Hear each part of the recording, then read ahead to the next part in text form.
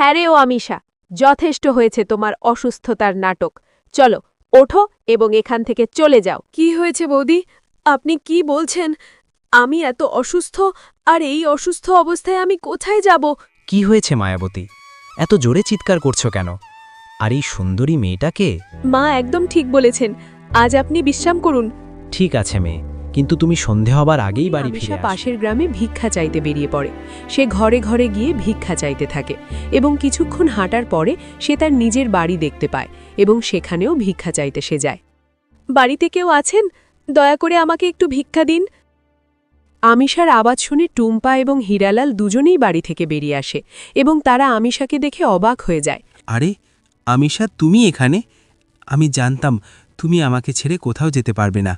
তুমি ফিরে এসেছো। আমি তোমাকে অনেক জায়গায় খুঁজেছিলাম, কিন্তু তোমাকে কোথাও খুঁজে পাইনি। আপনি কি উল্টোপাল্টা কথা বলছেন? আমার নাম আমিষা নয়, আমি এখানে শুধু ভিক্ষা চাইতে এসেছি। তুমি কে আর তুমি কোথায় থাকো? আমি গ্রামের পাশের ওই জঙ্গলে থাকি। আমার বাবা রোজ ভিক্ষা করতে এখানে আসেন, কিন্তু আজ তার শরীর একটু খারাপ, তাই আমি এখানে ভিক্ষা করতে এসেছি। কি দেওরজি, তুমি ভাবছ হয়তো সেই কলঙ্কিনী আমিষা এখানে এসেছে? এ শুধু আমিষার মতো দেখতে আমিষা নয়, আমাদের গ্রামের জঙ্গলে একজন বৃদ্ধ বাবা থাকেন, এ ওনারই মেয়ে। তুমি এখানেই থাকো, আমি ভেতর থেকে কিছু ভিক্ষা নিয়ে আসি। টুম্পা আমিষার জন্য কিছু ভিক্ষা নিয়ে আসে এবং ভিক্ষা নিয়ে আমিষা সেখান থেকে চলে যায়।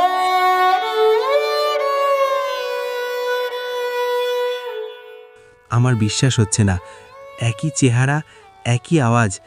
আমি এখনই সেখানে গিয়ে দেখি। আমিষা তার বাড়ির দিকেই যাচ্ছিল, তখনই রাস্তায় সে একজন বৃদ্ধ লোককে দেখতে পায়। আরে মেয়ে, আমি 3 দিন ধরে কিছুই খাইনি। যদি তোমার কাছে খাওয়ার মতো কিছু থাকে তাহলে আমাকে দাও মেয়ে, আমার খুব জোর খিদে পেয়েছে। আপনি কি 3 দিন ধরে কিছুই খাননি বাবা? হ্যাঁ মেয়ে, আমি 3 দিন ধরে কিছুই খাইনি। আজ আমি ভিক্ষা খুব কম পেয়েছি, আর বাড়িতে একটি দানা শস্য পর্যন্ত নেই। আমি একটা কাজ করি, আমার ভাগের খাবার এই বৃদ্ধ বাবাকে দিয়ে দেই। আমি আজ ক্ষুধায় থাকব, একদিন না খেয়ে থাকলে তেমন কিছু হবে না আমার। এই নিন বাবা। তোমায় অনেক অনেক ধন্যবাদ মেয়ে, যে তুমি একজন ক্ষুধার্তকে খাবার দিলে। এতে ধন্যবাদের কি আছে বাবা? আমাদের তো একে অপরের সাহায্য করা উচিত। মেয়ে, আমি তোমার ব্যবহার দেখে খুব খুশি হলাম। আমি তোমাকে একটি উপহার দিতে চাই। না বাবা, আমি কিছু চাই না। আরে মেয়ে, যখন কেউ বড় কোনো উপহার দিতে চায় তখন তা খুশি খুশি স্বীকার করা উচিত। মেয়ে, এই নাও, এই কলসি আমি তোমাকে উপহার দিতে চাই। আরে বাবা, এই কলসি নিয়ে আমি কি করব? আর যাই হোক, এই কলসিতে কি আছে? আরে মেয়ে, এটা কোনো সাধারণ কলসি নয়, এটা একটি জাদুর কলসি। এই কলসি মানুষের কর্মের উপর ভিত্তি করে তাকে ফল দেয়। আপনি ও না বাবা, কেমন কথা বলেন? এই কলসি মানুষের কর্মের উপর ভিত্তি করে ফল কিভাবে দিতে পারে? ঠিক আছে, আপনি আমাকে এত ভালোবেসে দিয়ে দিচ্ছেন, তাই আমি রাখলাম। ঠিক আছে বাবা, এখন আমি চললাম। এ কথা বলে আমিষা বাড়ির দিকে রওনা হয়।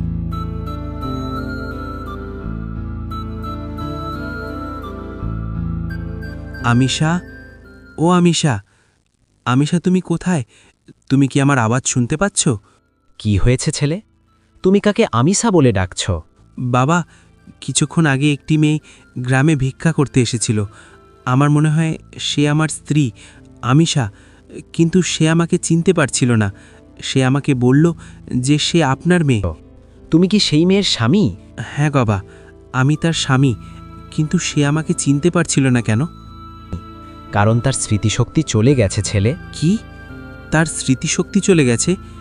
আপনি কি বলছেন বাবা? বৃদ্ধ বাবা হীরালালকে সব কথা খুলে বলেন। তাহলে কি আমার স্ত্রীর স্মৃতিশক্তি কখনো ফিরে আসবে না নাকি বাবা? আরে না ছেলে, যদি তোমাদের দুজনের ভালোবাসা সত্য হয় তবে বিধাতা তোমাদের দুজনকে আবার এক করে দেবে। ঠিক তখনই সেখানে আমিষা চলে আসে। মেয়ে, তুমি কি একে চেনো? না বাবা, আমি একে চিনি না। আমি শুধু এদের বাড়িতে ভিক্ষা চাইতে গিয়েছিলাম, তখন এ আমাকে বলছিল যে আমি নাকি এর স্ত্রী আমিষা।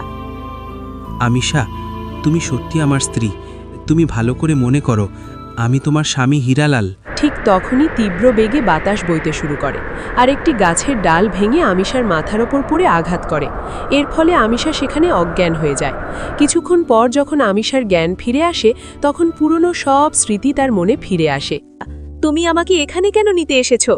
এখন আমার সবকিছু মনে পড়ে গেছে। তুমি তো তোমার বৌদিকে বলে আমাকে বাড়ি থেকে বের করে দিয়েছিলে, আর তুমি তো এখন অন্য মেয়েকে বিয়েও করে নিয়েছো।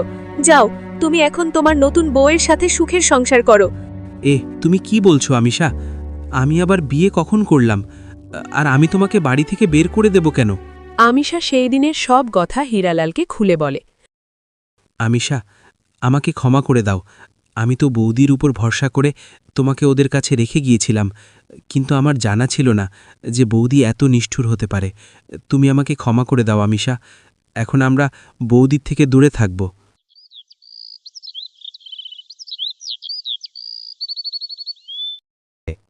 যাও মেয়ে, তোমার স্বামী তোমাকে ত্যাগ করেনি, সে তোমাকে খুব ভালোবাসে। যাও মেয়ে, তুমি তোমার স্বামীর সাথে চলে যাও। আমার আশীর্বাদ তোমার ওপর সর্বদা থাকবে। বাবা, আমি আপনাকে কোন শব্দে ধন্যবাদ জানাবো? আজ আপনারই বদৌলতে আমার নতুন জীবন মিলল। আজ আপনি আমার প্রাণ বাঁচালেন। আরে না মেয়ে, এটা তো আমার কর্তব্য। কিন্তু মেয়ে, তোমাকে ভিক্ষায় এই কলসিটি কে দিয়েছে? বাবা, আমাকে কেউ এটা ভিক্ষায় দেয়নি। এটা তো আমাকে একজন বৃদ্ধ লোক দিয়েছেন। যদি এমন কথা হয় তাহলে আমিষা, তুমি এটা খুলে দেখো না কেন? যখন সে কলসিটি খুলে দেখে তখন তাতে অনেকগুলো সোনার মুদ্রা দেখতে পায়। আরে দেখুন জি, এতে তো অনেকগুলো সোনার মুদ্রা আছে। কি? সোনার মুদ্রা? হ্যাঁ, এতে তো সত্যিই সোনার মুদ্রা আছে। মেয়ে, দেখলে, আজ তুমি তোমার সৎকর্মের ফল পেলে। এখন তোমরা দুজন বাড়ি গিয়ে তোমাদের জীবন খুশি খুশি কাটাও। আপনি একদম ঠিক বলেছেন বাবা। বাবা, আমাকে এই নতুন জীবন আপনি দিয়েছেন, তাই আমি চাই যে আপনারা দুজনও আমাদের সাথে চলুন এবং আপনারা দুজন আমাদের সাথেই থাকবেন। আরে না মেয়ে, তুমি এতটা বলেছ, এটাই আমার জন্য অনেক খুশির ব্যাপার। আমরা এখানেই ঠিক আছি। বাবা, আপনি তো আমার জন্য কত দূর দূর গিয়ে ভিক্ষা করে আমার পেট ভরেছেন, তবে কি আমি এই কর্তব্যটাও পালন করতে পারবো না? বাবা এবং মা, আপনারা দুজনেই আমাদের সঙ্গে চলুন এবং আপনারা দুজন আমাদের সঙ্গেই থাকবেন। আমিষা একদম সঠিক বলছে। আপনারা দুজন একাই এই ঘন জঙ্গলে থেকে কি করবেন? আপনারা দুজন আমাদের সঙ্গে চলুন। হীরালাল এবং আমিষার বারবার অনুরোধ করার পর বৃদ্ধ বাবা এবং তার স্ত্রী তাদের সাথে যেতে রাজি হয়ে যান। অনেক অনেক ধন্যবাদ যে তোমরা দুজন একজন বৃদ্ধ মা বাবার পাশে দাঁড়ালে। তারপর এইভাবে হীরালাল এবং আমিষা বৃদ্ধ বাবা এবং তার স্ত্রীকে গ্রামে নিয়ে গিয়ে একটি বাড়ি বানিয়ে 4 জন খুশি খুশি জীবনযাপন করতে লাগল। আমাদের সঙ্গে থাকুন, সাবস্ক্রাইব করতে ভুলবেন না।